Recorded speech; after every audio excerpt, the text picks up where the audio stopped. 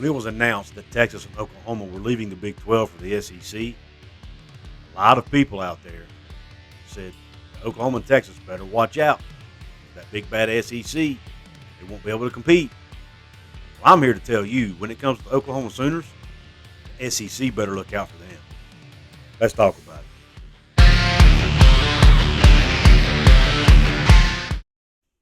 What is up, college sports fans, fellow members of Mountaineer Nation? This is Coos, and welcome to yet another edition of Coos' Corner. Come in, relax, make yourself at home. And if you're depressed and having trouble getting through this football off season, you can come into Coos' Corner, drown your sorrows with a shot of top shelf college football content. If you like that kind of content, please hit that red subscribe button. If you haven't yet, please hit the notification bell to be notified of all future videos. Please give me the thumbs up right underneath if you like this video, and share that out, please. Share this out, please, with all of your college sports loving friends. There's also some ways you can support me financially. The two easy ways. Number one, hit the join button right underneath. You can become a member of Coos' Corner, take advantage of all the perks. Second, tip your bartender, folks. The heart with the dollar sign in it, it's called a super thanks button. You can hit that, throw $1 or $2 in my tip jar. I call that my tip jar, and it will really be helping out my channel. Now let's get on with the show.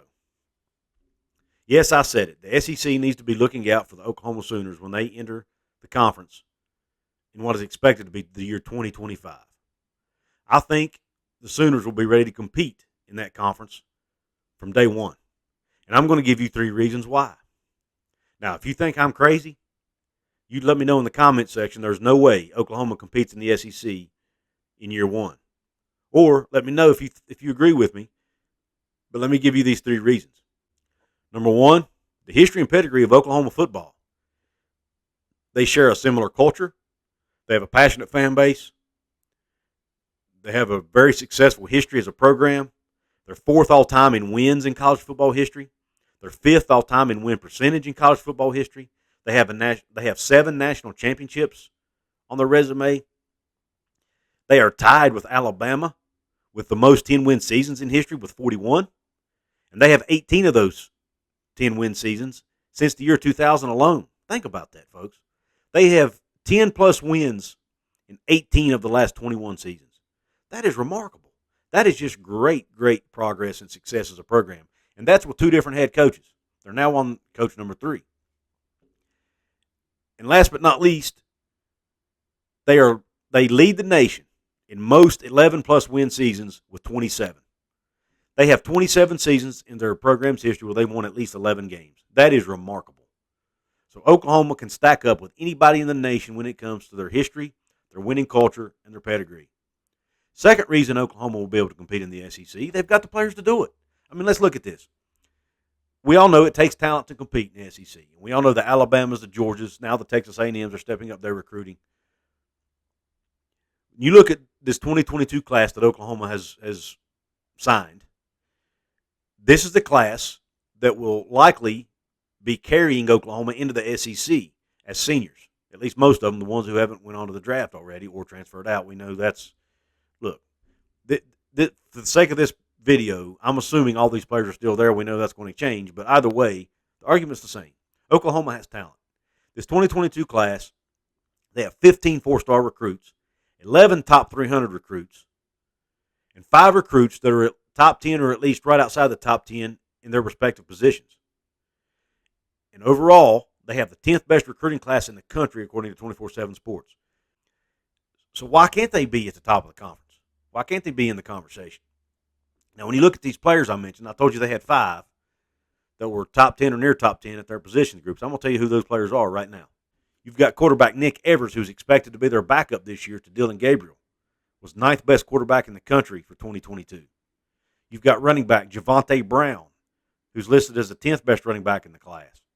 You've got another running back, Gavin Sawchuk, who's listed as the 7th best running back in the class and the 98th best player nationally overall. You've got athlete Jaron Kanik, who's listed as the 6th best athlete in the 2022 class. And you've got defensive back Gentry Williams, who's listed as the 11th best cornerback in the class and 93rd best player overall in the nation. So, I mean, they're bringing in talent. Oklahoma's always brought in talent, and they will continue to bring in talent. And when they get into the SEC, heck, they might even up their recruiting game. It might get better. So I see no reason Oklahoma won't be able to compete in the SEC. Reason number 3 that they will be able to compete in the SEC in year one, their staff. And it all starts out with head coach Brent Venables. Brent Venables, in my opinion, might be the most prepared assistant coach in history to be promoted to a head coach. He cut his teeth in college football coaching under Bill Snyder, who's one of the most underrated and one of the best college football coaches of all time, in my opinion. He took a program in Kansas State that was probably the worst program in history, you could say, and turned him into a conference contender. Then he went from there to coaching under Bob Stoops at Oklahoma and was defensive coordinator there, where, oh, by the way, they won a national championship in 2000. And we all know Bob Stoops is probably regarded as one of the top college football coaches of all time. So Brent Venables got to learn from him. Then you fast forward to 2000, I think it was 12 or 13. He started working under Dabo Swinney at Clemson. Won 2 national championships at Clemson as defensive coordinator. So he has cut his teeth under 3 of the best college football coaches you could think of. He's learned from the best, folks, and he's going to carry that knowledge into the SEC. And another thing with Brent Venables, he's a defensive-minded coach, and you look at Nick Saban and Kirby Smart, arguably the 2 most successful coaches in the conference right now. Both of them are defensive-minded coaches. The SEC has always been known for their good defense. Now, we've seen some really good offenses pop up in the last few years, especially with Alabama and recently with Ole Miss, which I'll touch on in a minute. But they play defense in the SEC, and they always have, and he's going to fit right in. And 3, with Brent, he's already proven that on the defensive side of the ball, he can compete in the SEC. I mean, he was the defensive coordinator at Clemson when they beat Alabama in the national championship game. So he has proven that he can coach at that level, at least as a coordinator. Now, can he make the jump to head coach? I see no reason he can't, especially with the staff he's assembled, which is where I'm going next. Let's start out with defensive coordinator Ted Roof. Ted Roof has 35 years of coaching experience at the college level. Does have 4 years of head coaching experience as well, but most of his time has been spent as a defensive assistant and defensive coordinator, and he has been defensive coordinator in the SEC. Ted Roof is one of many coaches on this staff with SEC experience. He spent 2010 coaching at Auburn, the year they won the national championship. He was their defensive coordinator under then head coach Gene Chizik. Also, other coaches with SEC experience. You've got Jeff Lebby, arguably one of the greatest offensive minds in college football. Was recently the offensive coordinator at Ole Miss, who, by the way, plays in the SEC and just came off a 10-win season. One of the most explosive offenses in the country. I see no reason he can't continue that at Oklahoma because they can recruit weapons that he can work with. Next, you've got tight ends coach Joe John Finley. Joe John Finley has been tight ends coach at Texas A&M, Ole Miss, and Missouri, who, by the way, are all in the SEC. You've got safeties coach Brandon Hall. Recently came over from Troy, was really successful there. He spent 2013 as a quality control assistant at Auburn, who played for a national championship the year he was there. You've got defensive backs coach Jay Valai, who spent 2021 at Alabama, playing for a national championship and winning the SEC. And he was also quality control assistant at Georgia under Kirby Smart in 2016 and 2017. So there again, I see absolutely no reason this staff won't be prepared to coach in the SEC because most of them have been there and done that. And then last but not least, and what I think might be the best kept secret in college football, Thad Turnipseed.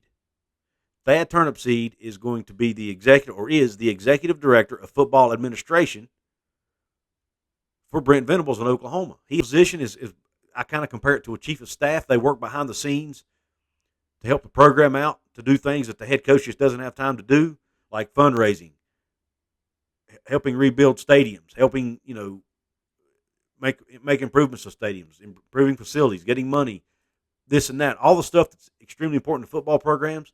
This guy's one of the best to ever do it. He's helped build 2 national championship programs. Number 1 at Alabama. He was Nick Saban's chief of staff at Alabama, or executive assistant, or whatever his title was, but basically the same role.